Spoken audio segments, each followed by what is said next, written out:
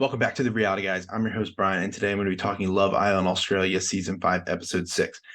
All right, this episode was kind of crazy. The big thing that happened is we finally get to meet Bombshell Abby, and we find out that she actually knows Kira.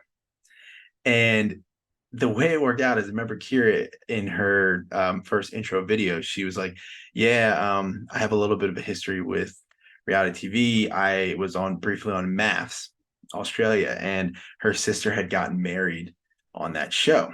And apparently, Abby was also on this show because her partner or boyfriend or whatever she was in a situationship at the time had gone on to do Maths as well. And apparently, the connection here is this guy named Harrison who ended up marrying Kira's Kira's sister.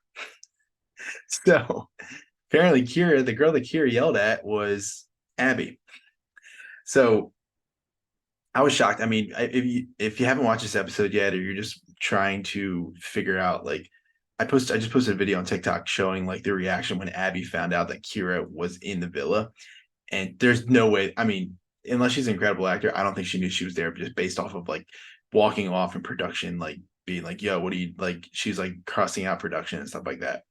But it's super messy. Like this show got exponentially very messy in very, very quickly. All right, so before I really dive into that, because that's honestly the major point, it's going to be the major point. It looks like tomorrow too, where like Abby's involved in some drama. But real quick, just before we get to that point, the girls are very skeptical of Reid after coupling up with Kira. They're like, "What did she do?" And like, she told us that she was closed off from Reid. Why is she even giving him a chance? Makes total sense. The guys aren't buying it. He kind of even admits to the guys that he's only doing this to survive. Ben tells Tyra that he is going to give her a chance. I mean, as he should. I don't know what he's like messing around for. All right, Zach gets a text that he has a date now with Abby and it is on the beach. And then Reid gets a text. So Reid also is an interesting factor in this whole situation, too, which I will get to. Reid is praying it's a babe because obviously he doesn't really like Kira. He wants somebody else new to come in that he can be connected to. Another thing, actually, like a little minor point that kind of is important because it does affect another couple, but obviously it's like shadowed by this Abby Kira thing. Savannah, it has a potty mouth, and Trent doesn't really like it. Like one of the things she said, she's like she took some nudes in a photo booth at her formal. The principal saw it, and she was just like going on and on about it. And Trent is turned off by this. Like he's like, how are my parents going to see when like watching this, or if I ever bring her somewhere? What is the impression that she's going to give with just talking like that, saying like pretty vulgar things? They do talk about it later, and she kind of has a confessional where she cries, and it does. She talks about how like I can't be myself, things like that. So that's something that we need to watch and monitor, like where that relationship's going to go, because that would be also two. If that ends, that's two girls that Trent burned. So I don't know who he would connect with, because I don't think Abby is gonna be on her radar, but we'll get there. So we go to the date again. Abby, 23, from Sydney. She describes herself in 3 words: funny, outgoing, and obviously hot. And one thing that she is an attractive girl, I will give her that. All the guys when she comes back to the villa are like, "Whoa, this chick is hot." Even the girls are like, "Wow, this is a very beautiful girl." So on the date, Abby tells Zach that like, "Hey, I've been on reality TV before, blah blah blah." That's where the video that I posted on TikTok, if you want to check it out, about how I might even drop it. I might even drop it in the comments just for a quick click. I know some people don't always take to have TikTok and stuff like that, but I kind of explained it like this connection is this guy Harrison. Um, she gets mad at production. Eventually, she comes back, has her date with Reid. Reid likes her. She says that the date with Reid went a little better.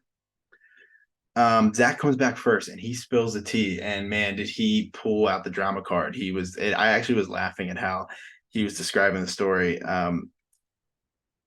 It was pretty funny. Lucinda is like, "Do you actually like her?" Like she was like, "Yeah, she was definitely worried, because it's funny because Lucinda was worried about Zach, and Kira's like, "I just hope that Reid doesn't like her." So it's funny how this is going to work out.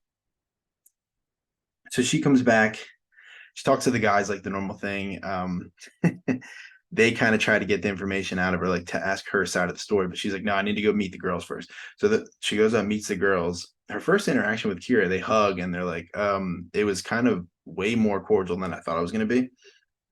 And after they have a little sit down and they talk about the situation, and I'm not going to lie to you, I was expecting that the way they were presenting it, that Abby was a total bad guy in the situation. But after I hear her side of the story, this is based off of what I'm hearing of the information I have so far. I don't think her or Kira are at fault. It's definitely this dude. This dude sounds like he sucks. But then this is the nugget that is kind of crazy to me. Remember that Reid slept with Kira's sister. He slept with the sister that was on the show Maps. So, or she was on the show Married at First Sight.